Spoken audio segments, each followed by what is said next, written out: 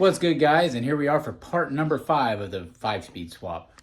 All right, so here for part number 5, we're going to actually be removing the flex plate and that separator plate, or the shim plate between the block and the transmission. And then we're going to be installing the new one, because we did have to get a new part number for the manual. And then also I have the part numbers for all the hardware and everything to go with it as well. All right, now first things first, this is our pilot bearing for the input shaft to the transmission. You can see there's the part number right there, and also it's going to have an orientation the way it goes in. As you can see, one direction or one side looks like this, but the other side has these two little tabs out, and there's a reason why, and I'll explain that as soon as we get further into the video. And just for safety's sake here, we're going to go ahead and see if there's any snags or hang-ups going on in the input shaft, and there are none. It goes in nice and smooth, spins freely, everything looks good there.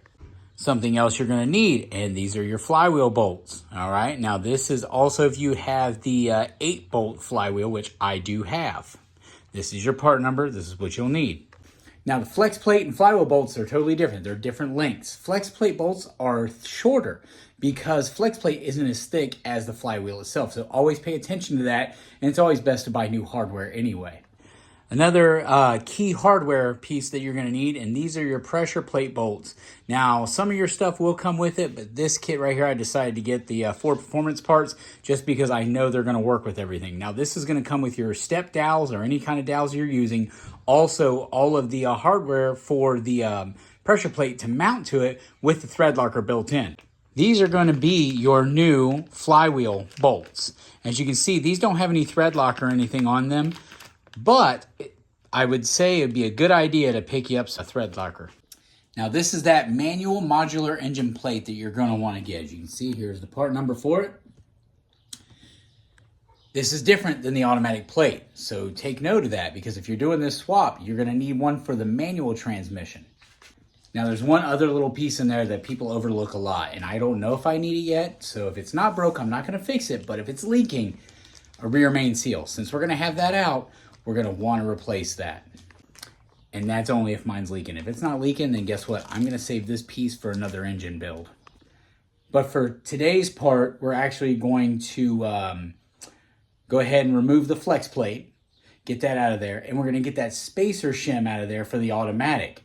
Now, I will tell you, I got that transmission out of there, and I made an absolute mess to lay in. So I'm going to be cleaning this up really well, because this just didn't work in my favor. You know, I removed the dipstick tube, and I thought I drained all the fluid out, but guess what? I found out different. Now, one other thing I did do is you can see that wiring hanging down there. I actually took the harness for the manual, already plugged everything in up here, and I ran it down that side of the transmission, or actually down that side of the engine, so that way I know it's going to be in position when I do go to mount this transmission. And now you'll note that on the transmission, here's your reverse light switch.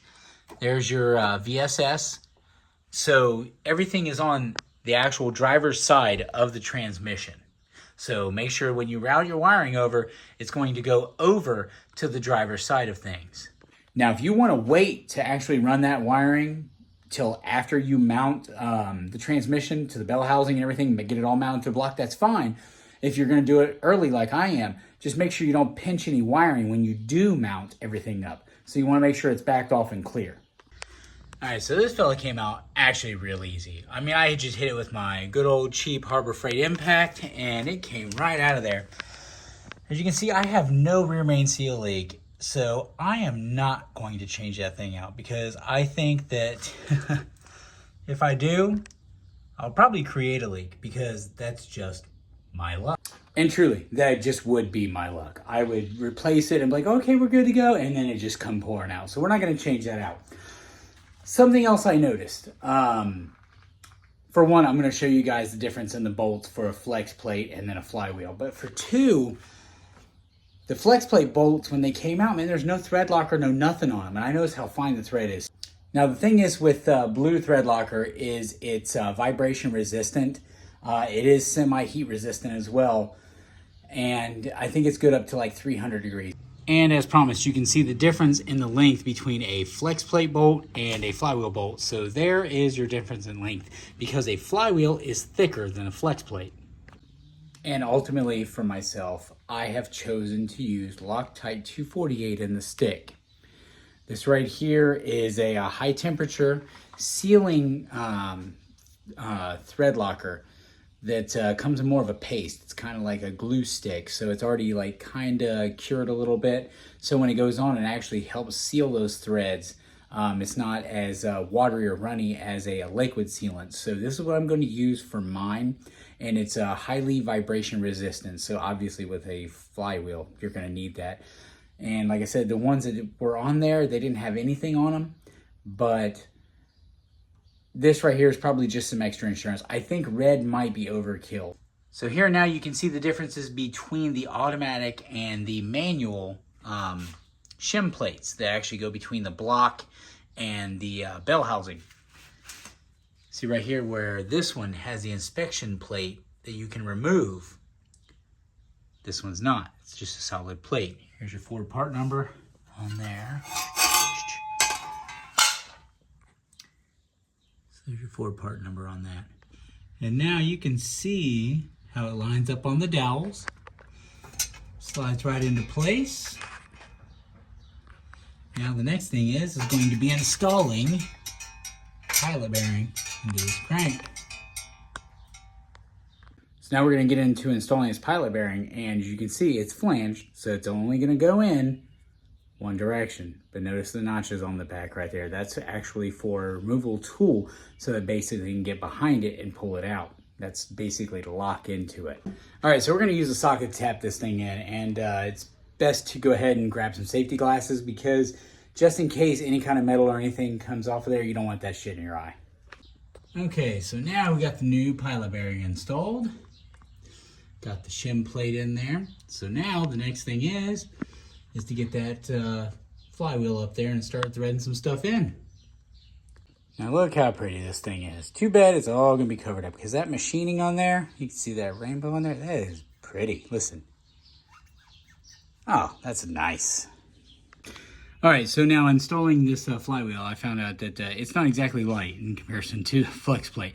So the plate that goes behind it, that shim, that modular plate, it kept trying to come off on me. So here's a little trick that I used to hold that plate in place, so maybe you guys could use it so you can lift that on there and at least get one bolt started. All right, so what I've done is I've actually thrown just some basic tape on there to kind of just hold that plate in place. So it doesn't just keep coming off of there. I mean, it will scoot a little bit, but it won't at least come off. And I mean, this thing's actually pretty sharp down here, so it could cut you. So that might be something that could help some of you guys out.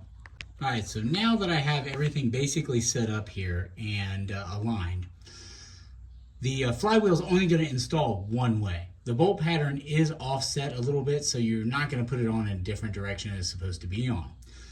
And what I did is I took two opposing bolts and snugged them up by hand to make sure the flywheel is completely tight. And then what I'll do is I'll go through and Loctite and snug each bolt individually in a star pattern. And that way I know they're all tight. And then the last two bolts are the ones I'll Loctite and lock them down. So that way I know all 8 bolts are tight. All right, so I looked it up and it says to torque them to 59 to 64 foot-pounds. So I'm gonna lean more towards the 64, maybe even closer to 65, 70. All right, as you can see, we now have the flywheel installed. Everything's torqued to spec. Did use the Loctite 248 thread locker on there, and that's gonna have to cure for about 24 hours. All right, so that's gonna conclude part number 5. And you saw that I have the dowel pins already installed for the clutch. That actually came with the Ram HDX clutch, and it's made to fit, obviously, this Ram flywheel. So, like I said, we're going to do part number 6, and that's going to be the actual clutch installation, because I don't want this video to be too lengthy. You know, it's a pretty long video, but there were a lot of things that I learned that maybe you'll learn, and it's just a process that we're all doing together. So don't forget to like and subscribe, guys, and we'll see you on part number 6 here real soon.